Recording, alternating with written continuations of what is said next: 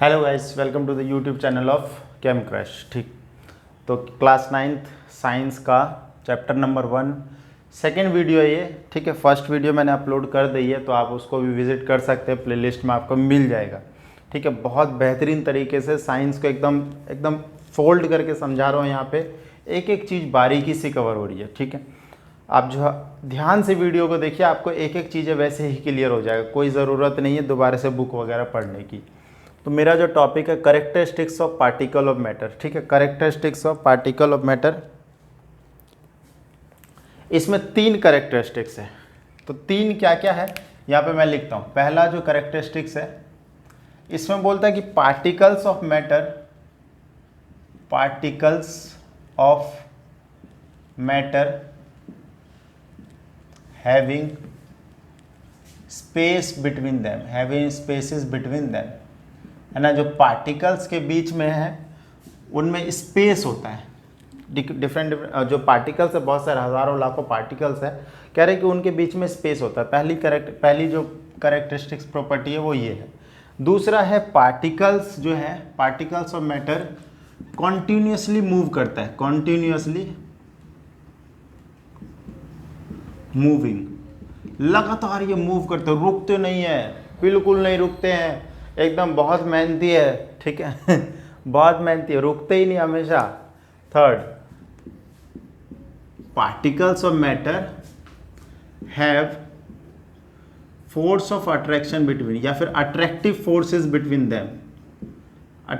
Particles of matter simple लिख दो, attract each other, attract each other. एक एक चीज़ें समझाऊंगा और सब चीज़ क्लियर करता चला जाऊँ। Particles of matter having spaces between them, पहला इसको पढ़ते जरा, हैविंग स्पेसेस बिटवीन देम। इस चीज़ को देखो, मैं एक एग्जांपल से आपको समझाता हूँ।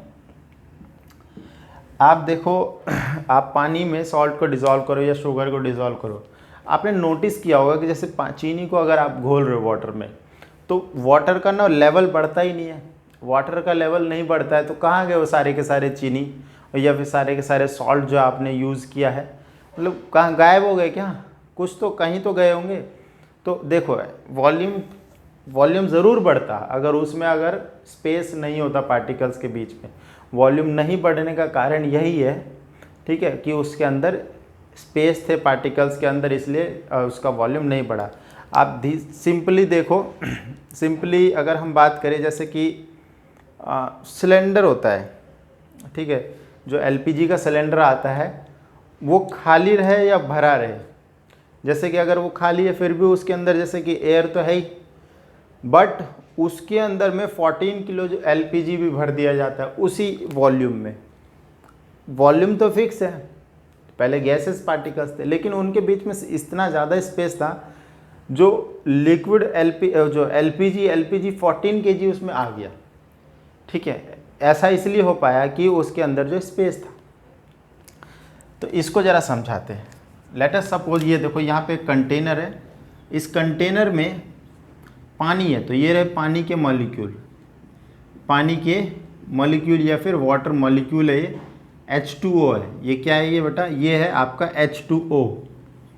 इस तरीके से इसमें बहुत सारे, अब क्या कर रहे हो आप, इसमें ऐड कर रहे हो आप, इसके अंदर या तो सॉल्ट ऐड कर रहे हो या शुगर ऐड कर रहे हो या फिर चलो पोटेशियम परमैंगनेट ऐड कर रहे हो।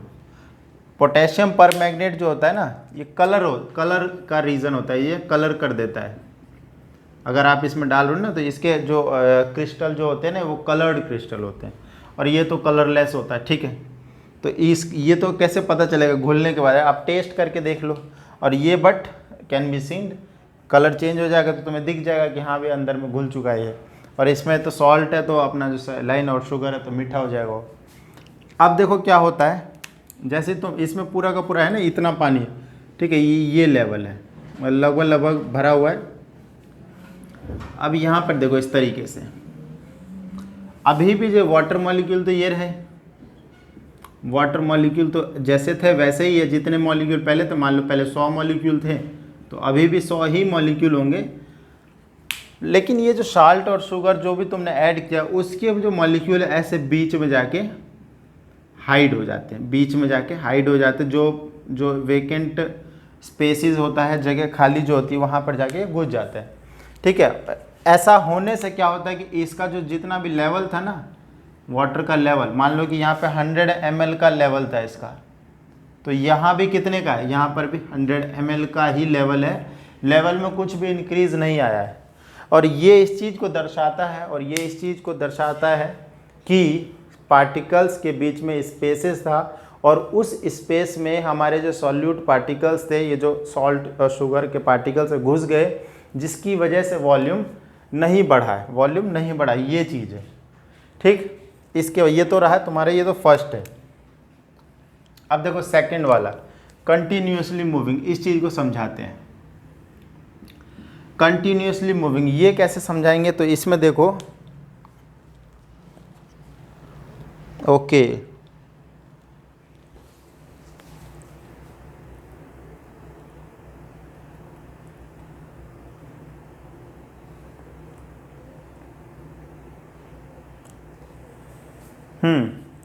अब इसमें ज़रा देखो, इसको भी इस तरीके से समझाते। कंटिन्यूसली मूविंग का क्या मतलब है, आप जो है इसी चीज़ को देखो, आपने क्या किया, आप एक गिलास में आपने नमक डाल के छोड़ दिया उसको, ठीक है, 1 घंटा 2 घंटा 3 घंटा 4 घंटा, क्या तुम ऐसा देखोगे, उसमें देखो ना, आप देखना कि गिलास में जो आपने सॉल्ट ऐड किया था वो पूरी तरीके से डिज़ोल्व हो चुका है।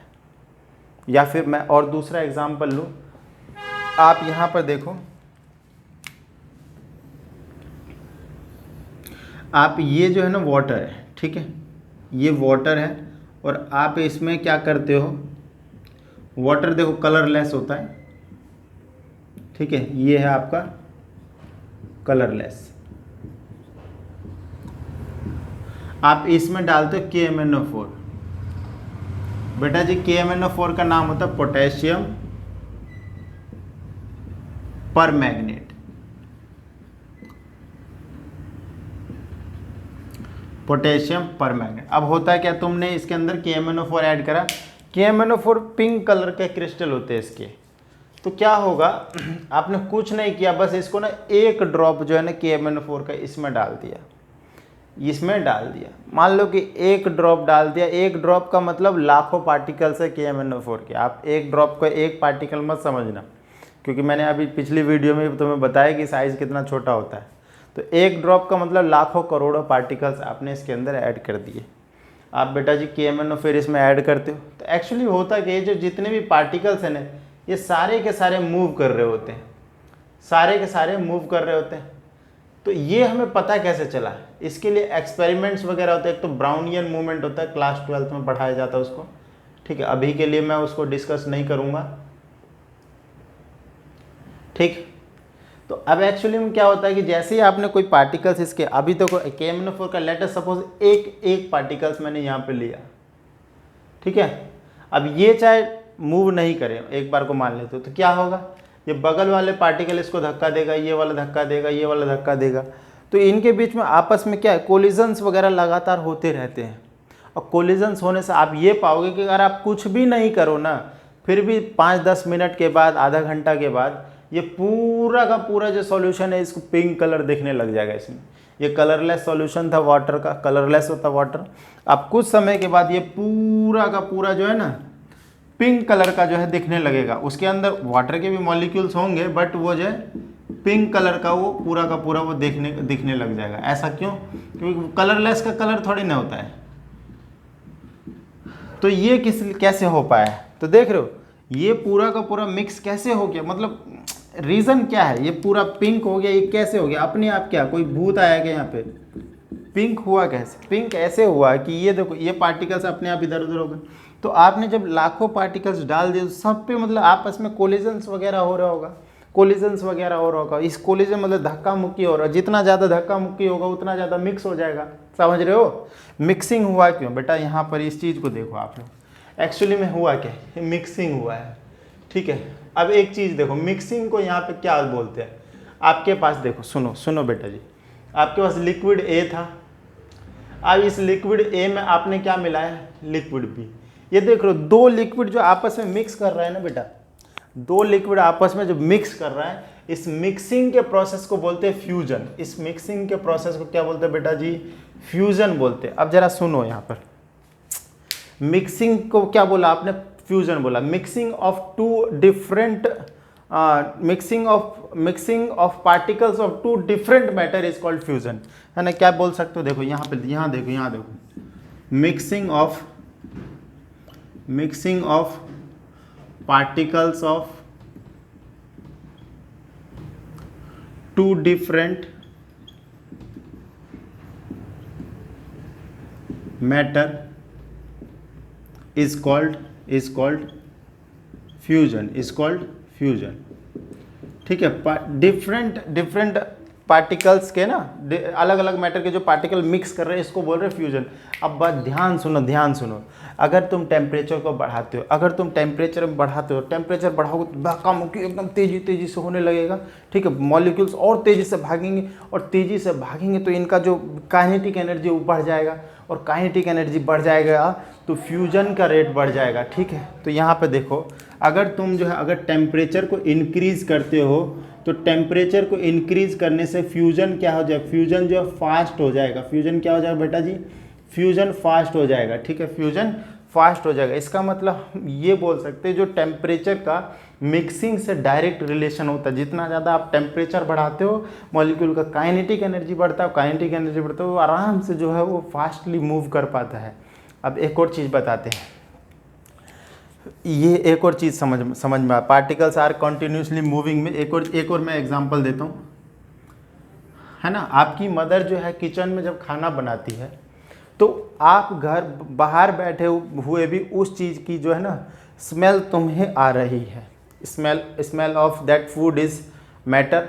अब देखो वो एक्चुअली में हो कैसे रहा है, जब फूड पक रहा होता है, तो जो टेम्परेचर बढ़ा है, तो जो फूड के जो पार्टिकल्स होते हैं ना, वो एयर पार्टिकल में मिक्स हो जाते हैं।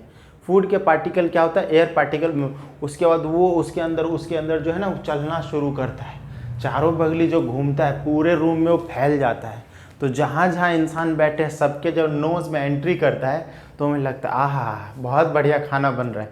ठीक है, तो इस तरीके से एक कोल्ड फूड की स्मेल नहीं आती है, खाना पका उतनी स्मेल नहीं आती। क्यों?